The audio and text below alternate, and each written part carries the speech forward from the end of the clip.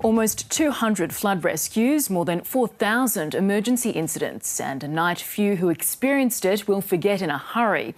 That's the fallout from an extreme weather event that hit much of New South Wales, including Sydney and the South Coast.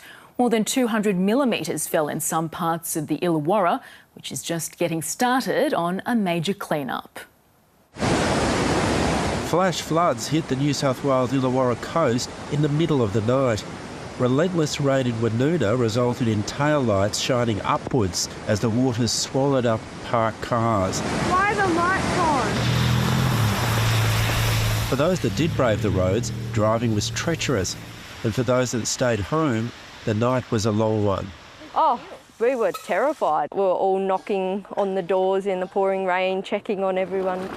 We're coming! We got you! In Dapto, two young women held onto the top of trees until the SES arrived. Here you go. Clearly relieved to be alive. In Wollongong, an entire house was carried away. Inside it, a young couple. There was complete shock and disbelief in what I was witnessing. I can't believe that the young couple that were in that cabin were able to just walk away from that. As the water rushed towards lower ground, the torrents triggered landslips, closing off the coast road in Coalcliff and several other important routes. With many unable to make it to work, hospitals have been feeling the strain.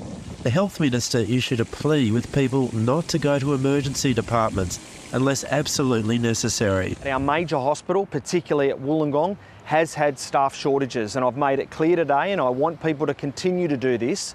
Given the impact that we've seen on staffing, let's leave emergency department for emergencies. They're saying this level of destruction with the yards and the street here covered in debris and mud is the worst the Illawarra has seen since August 1998, when the storms then resulted in one death and a damage bill of $175 million. And with a huge clean-up only just getting started, the damage bill from this storm could be much higher. Nick McLaren, ABC News, Wollongong. All the rain has been too much for Warragamba Dam, which opened its gates early this morning. Evacuation centres have been set up on Sydney's western outskirts as the Hawkesbury River continues to rise. On a mission to rescue his animals, instead this farmer was the one being rescued. SES workers helped the man from his tractor after he drove it into floodwaters at Luddenham in Sydney's west.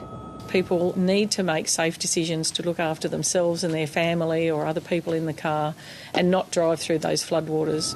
There have been 190 flood rescues across the state, including almost 90 in Sydney alone, and more to come. In the Megalong Valley in the Blue Mountains, an access road has been destroyed, trapping a wedding party who'll need to be flown out.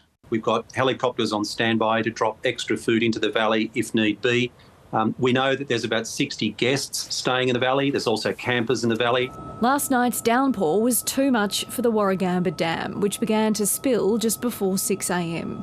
We're currently releasing around 138 gigalitres per day from the Warragamba Dam. In Penrith, a man's body was found in water near a reserve. The area had record rainfall overnight, but police can't confirm if the death has been caused by the flood event. The deluge flooded Town Hall station in the CBD last night, one of many stations inundated, causing lengthy train delays. Yeah, it was just chaos. And I've been trying to get back home for about 2 hours now. In the northern beaches, locals awoke to the Narrabeen Lagoon in the streets. Those living nearby had a clean-up on their hands, but it's something they're used to. It came right up to the highest point here at 6 o'clock this morning. Right, and then you got all the turkeys coming down the street in their four-wheel drives and deciding that they want to make a 2-foot wave come down into everybody's house. Many beaches were closed, with swells reaching up to 9 metres this morning. This creek is quite close to the ocean, and so some streets around here are expected to go under again this evening at high tide, although hopefully not as high. At Richmond, on the Hawkesbury River, horse owners race to protect their animals from rising waters. You know, we can, like human beings, we can swim out and all that sort of stuff, but when you got animals, expensive animals like polo horses, yeah, it's very stressful, yeah. Righto, let's get them out of here. All eyes are now on the Windsor Bridge, with the Hawkesbury expected to peak at 11 p.m. 4 evacuation centres remain open in the region tonight. Isabel Rowe, ABC News, Sydney. So just how intense was the rainfall overnight? Here's ABC meteorologist Tom Saunders with the details. An incredible weather event unfolded during the past 48 hours, bringing the heaviest rain in 3 decades to parts of the New South Wales coast. Now, the deluge was the result of a humid northeasterly flow, pumping moisture from the Coral Sea and the Tasman Sea into this trough of low pressure along the coast. Now, the system was tracking south overnight, and near it, a band of torrential rain, which produced up to 100 millimetres in an hour and bringing severe flooding. By midday, though, the heaviest rain had contracted down to the south coast. Now, the highest 24-hour total to 9 a.m. was 272 millimetres at Brogas in the Illawarra. Bellambi's 195 millimetres, that was their heaviest rain in 26 years. The wettest suburb of Sydney was Chatswood, 189 millimetres. But Penrith's 167 was a statistical standout, a new record, with data for that station back to 1995.